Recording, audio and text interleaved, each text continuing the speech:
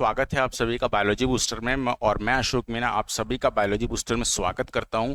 दोस्तों, आज का वीडियो बहुत इंपॉर्टेंट होने वाला है क्योंकि आज के वीडियो में आपको बताने वाला हूं कि एनसीईआरटी पढ़ने का सही तरीका क्या है। ठीक है, कई लोग आपसे कहते हैं कि नीट एग्जाम के लिए एनसीईआरटी बहुत ज़्यादा ज़रूरी है, एनसीईआरटी आप पढ़िए, लेकिन कोई भी आपको ये नहीं बताता कि एनसीईआरटी एक्चुअल में पढ़ी कैसे जाती है। ठीक है, तो एनसीईआरटी पढ़ने का मैं बिल्कुल सही तरीका बताता हूँ। एनसीईआरटी में ले लेता हूँ, एक मिनट रुको। ठीक है, जैसे ये एनसीईआरटी मैंने ले ली 12th क्लास की। ठीक है, 12th क्लास की एनसीईआरटी मैंने ले ली। ठीक है, तो इसको पढ़ना कैसे है ये आज मैं आपको बताता हूँ। ठीक है, देखो सबसे पहली बात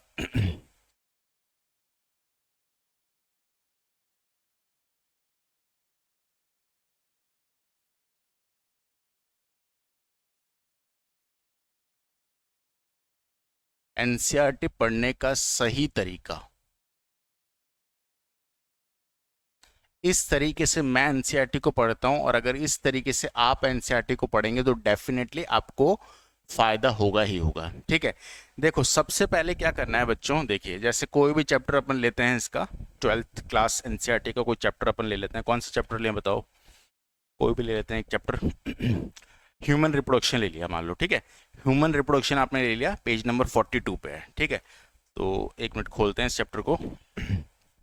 ठीक है, तो ये ह्यूमन रिप्रोडक्शन आ गया। ठीक है, अब इस चैप्टर को आपको पढ़ना कैसे है, सबसे पहले आपको इस चैप्टर का ओवरव्यू बनाना है। ठीक है, हम क्या करते हैं, चैप्टर जैसे एनसीईआरटी में पढ़ना शुरू कर देते हैं, नहीं, आपको सबसे पहले इस चैप्टर का क्या करना है, ओवरव्यू बनाना है कि इस चैप्टर में है क्या। ठीक है, जैसे ओवरव्यू कैसे बनाओगे आप, ठीक है, इस तरीके से। ठीक है, कि इस चैप्टर में ह्यूमन रिप्रोडक्शन जो चैप्टर है, चैप्टर नंबर 3 है ये, chapter 3 that is human reproduction, human reproduction. ठीक है, तो अब इसको पढ़ोगे कैसे आप? ठीक है, ये 12th क्लास के लिए भी इंपॉर्टेंट है और नीट बच्चों के लिए भी इंपॉर्टेंट है। 12th क्लास का चैप्टर है ये ह्यूमन रिप्रोडक्शन, इसको कैसे पढ़ना है आपको। ठीक है, सबसे पहले इस चैप्टर में मेन बातें क्या है, ये चैप्टर पूरा डिवाइडेड किस तरीके से है ये आपको पढ़ना है। ठीक है, सबसे पहले इसमें बताया गया है इंट्रोडक्शन, इस चैप्टर का इंट्रोडक्शन बताया गया है। ठीक है, फिर इस चैप्टर में बताया गया है मेल रिप्रोडक्टिव सिस्टम। क्या बताया गया है? Male reproductive system. फिर इस चैप्टर में क्या बताया गया है? Female reproductive system. ठीक है, फिर इस चैप्टर में बताया गया है गैमेटोजेनेसिस, गैमेटोजेनेसिस। अब गैमेटोजेनेसिस में दो चीजें आएंगी, क्या आएगा? एक तो स्पर्मेटोजेनेसिस,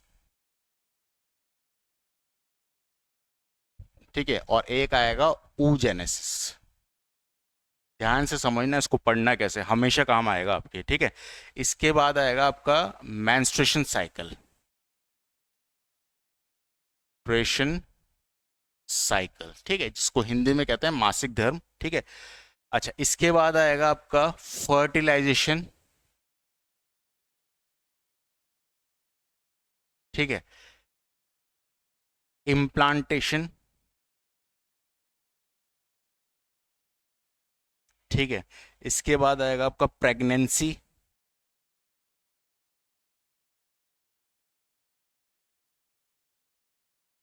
ठीक है, इसके बाद आएगा आपका लैक्टेशन।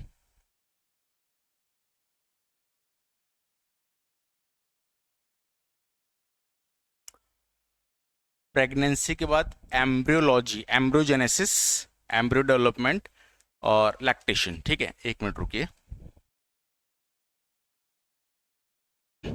प्रेगनेंसी के बाद आएगा आपका एम्ब्रियो फॉर्मेशन या एम्ब्रियोजेनेसिस कह सकते हैं इसको।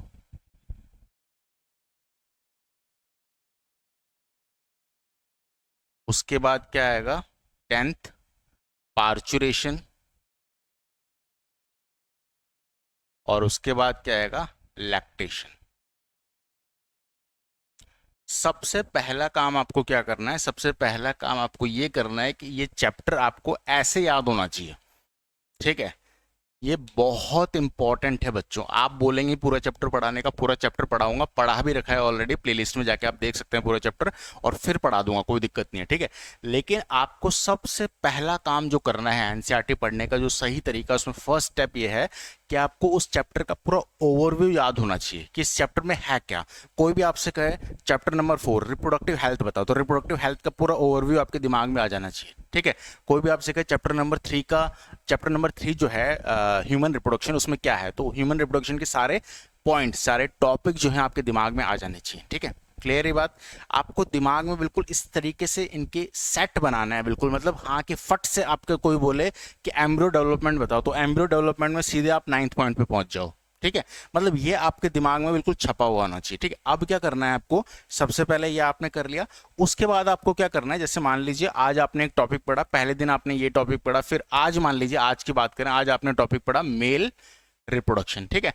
तो पूरी बुक एक दिन में पढ़ने की कोशिश ना करें, ठीक है।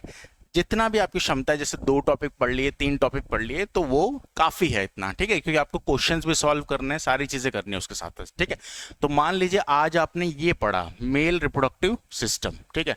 तो मेल रिप्रोडक्टिव सिस्टम सबसे पहले एनसीईआरटी उठाइए, इसको पढ़िए, ठीक है। नहीं समझ में आएगा पहली बार में, आपको हल्का हल्का समझ में आएगा, ठीक है। कोई बात नहीं, पढ़ा आपने, उसको दोबारा पढ़िए, ठीक है। फिर थोड़ा ज्यादा समझ में आएगा आपको, उसको तिबारा पढ़िए, फिर आपको और अच्छा समझ में आएगा, ठीक है। 3 बार पढ़ने के बाद आपको लगभग वो काफी हद तक समझ में आ गया होगा। फिर भी कोई चीज अगर आपको समझ में नहीं आई है तो उसको अंडरलाइन कर लीजिए कि ये समझ में नहीं आया, ठीक है। क्लियर ही बात।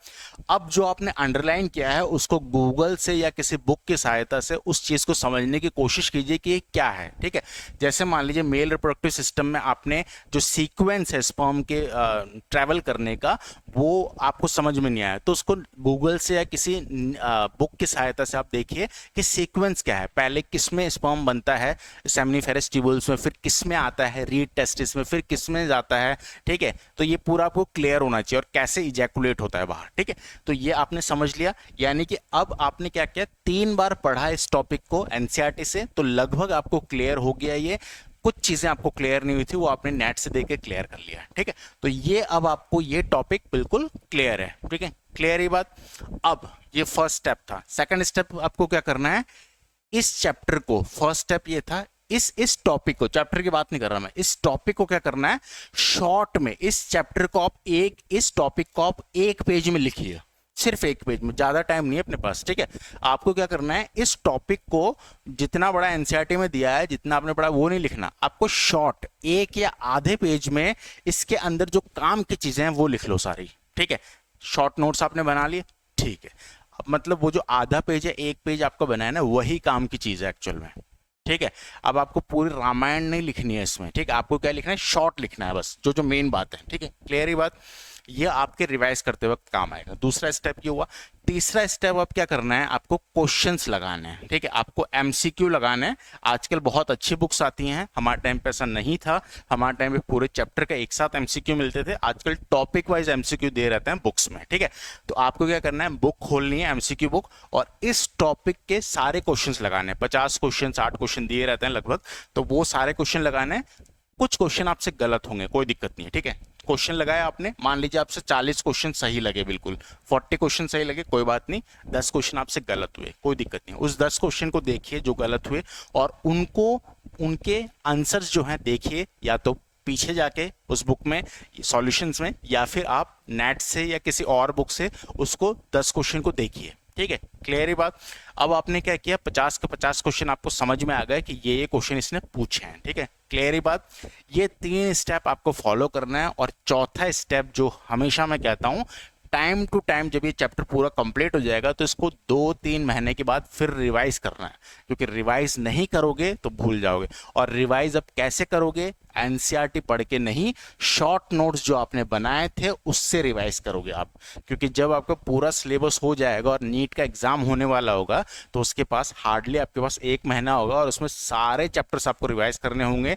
तो ऐसे अगर आप पूरी एनसीईआरटी पढ़ने बैठोगे, या पूरा जो साइड बुक होती है, रेफरेंस बुक है, वो पढ़ने बैठोगे, तो it is not possible to revise the whole syllabus in 1 month, ठीक है। तो उसके लिए आपके शॉर्ट नोट्स काम में आएंगे, जो आप टॉपिक वाइज बनाते चल रहे हो, ठीक है। समझ में आई ये बात। मैं फिर रिपीट करता हूँ, प्रैक्टिकली प्रूव्ड है ये फॉर्मूला। मैं इस तरीके से ही पढ़ता हूँ और इस तरीके से आप पढ़ेंगे तो डेफिनेटली आपको फायदा होगा।